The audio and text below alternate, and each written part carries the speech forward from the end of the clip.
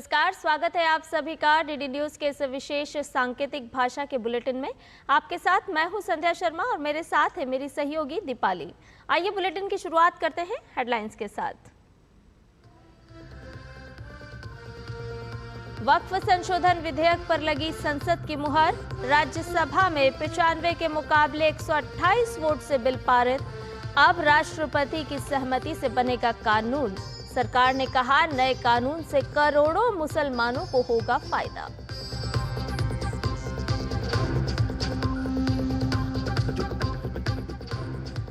संसद से मंजूर हुआ मणिपुर में राष्ट्रपति शासन से जुड़ा वैधानिक प्रस्ताव।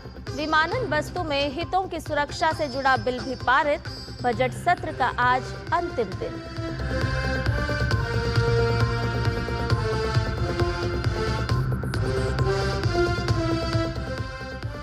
थाईलैंड में आज बिम्स्टेक समिट में हिस्सा लेंगे प्रधानमंत्री नरेंद्र मोदी। कई अन्य देशों के नेताओं से होगी मुलाकात। आज ही श्रीलंका के लिए भी रवाना होंगे पीएम।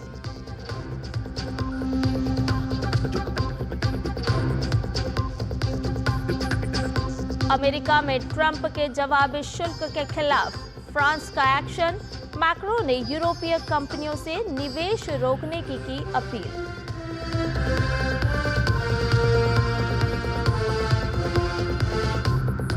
और आरएसएस प्रमुख मोहन भागवत 3 दिन के वाराणसी दौरे पर। संगठन की मजबूती और शताब्दी वर्ष की तैयारियों समेत अन्य विषयों पर पदाधिकारियों से करेंगे चर्चा।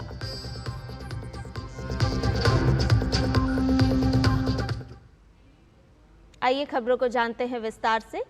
सरकार ने उम्मीदों से भरे वक्फ संशोधन बिल को संसद से पारित करा लिया है। राज्यसभा ने वक्फ बोर्ड में पारदर्शिता बढ़ाने सहित कई महत्वपूर्ण प्रावधानों वाले वक्फ संशोधन विधेयक 2025 को लंबी चर्चा के बाद देर रात करीब 2 बजे 95 के मुकाबले 128 मतों से मंजूरी दे दी। इसी के साथ मुसलमान वक्फ निरसन विधेयक 2025 को भी मंजूरी मिल गई।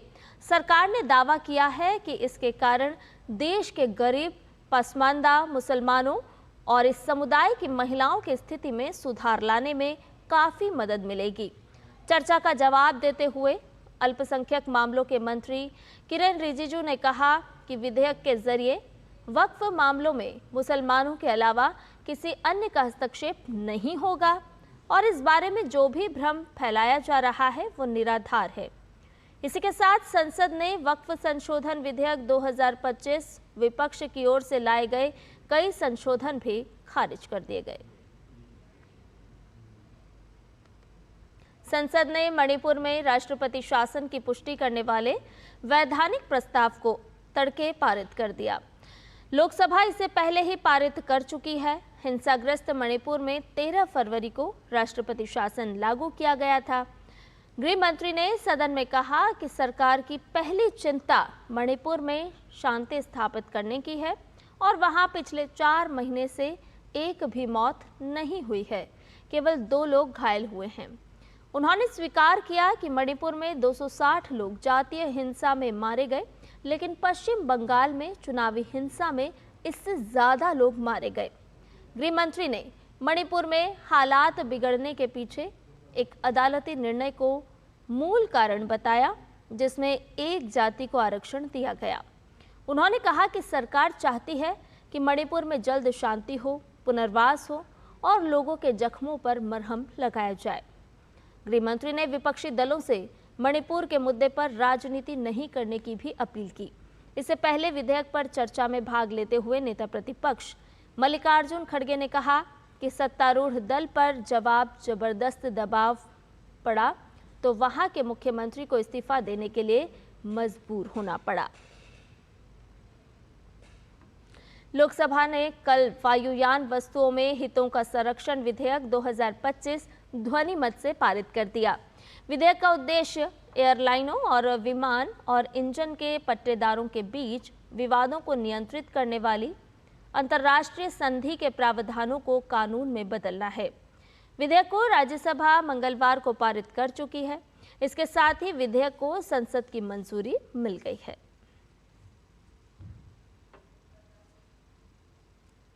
संसद के बजट सत्र के दूसरे चरण का आज अंतिम दिन है। लोकसभा में आज गोवा के विधानसभा निर्वाचन क्षेत्रों में अनुसूचित जनजातियों के प्रतिनिधित्व का पुनः समायोजन विधेयक 2024 को चर्चा और पारित किए जाने के लिए पेश किया जाएगा। ये विधेयक लोकसभा में पिछले साल 5 अगस्त को पेश किया गया था। विधेयक गोवा विधानसभा में अनुसूचित जनजातियों के लिए सीट आरक्षित करने का प्रावधान करता है। दोपहर बाद का समय प्राइवेट मेंबर बिजनेस के लिए सुनिश्चित है। दोनों सदनों में आज प्रश्नकाल के दौरान विभिन्न मंत्रालयों से अहम प्रश्न पूछे जाएंगे। प्रधानमंत्री नरेंद्र मोदी थाईलैंड के दौरे पर हैं। प्रधानमंत्री आज बिम्स्टेक शिखर सम्मेलन में भाग लेंगे। शिखर सम्मेलन में बैंकॉक विजन 2030 को अपनाया जाएगा। छठे बिम्स्टेक शिखर सम्मेलन का विषय बिम्स्टेक समृद्ध, लचीला और खुला है। इसके अलावा प्रधानमंत्री कई अन्य देशों के नेताओं के साथ द्विपक्षीय वार्ता भी करेंगे। इससे पहले कल भारत और थाईलैंड के बीच आईटी, समुद्री, एमएसएमई, हस्तशिल्प और हथकरघा क्षेत्रों सहित विभिन्न क्षेत्रों में सहयोग के लिए 6 समझौतों पर हस्ताक्षर हुए।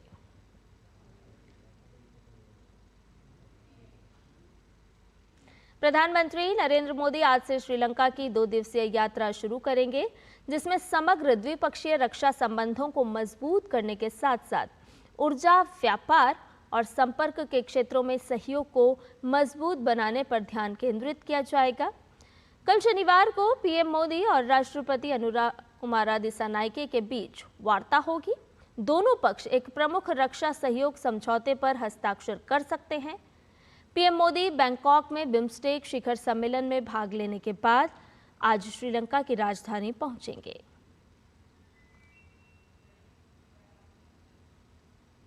अमेरिका में ट्रंप के जवाबी शुल्क के खिलाफ फ्रांस के राष्ट्रपति इमैनुअल मैक्रों ने यूरोपीय कंपनियों से अमेरिका में निवेश रोकने की अपील की है।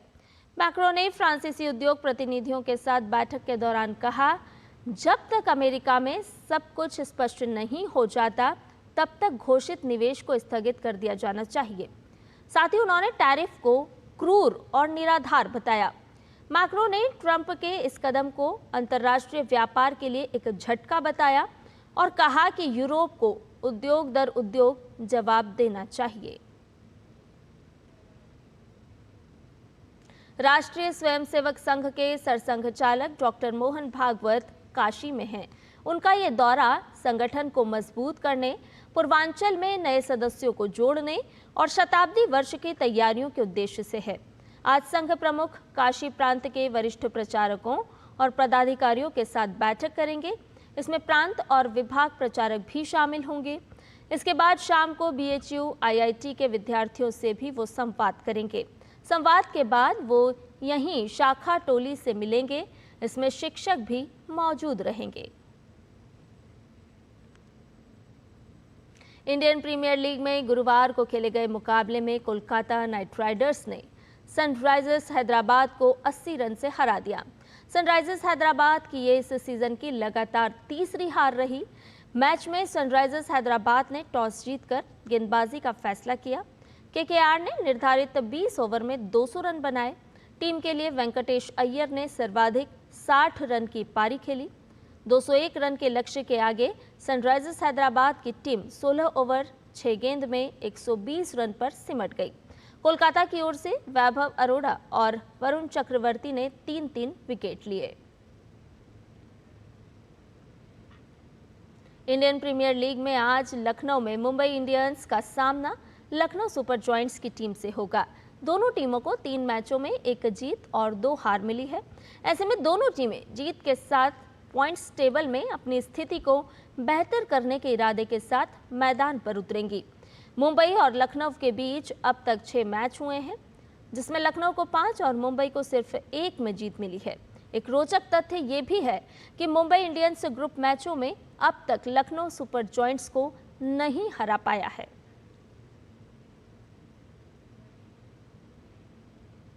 और इसके साथ ही हमारे इस विशेष सांकेतिक भाषा के बुलेटिन में फिलहाल इतना ही। मुझे और मेरी सहयोगी दीपाली को दीजिए अनुमति। नमस्कार।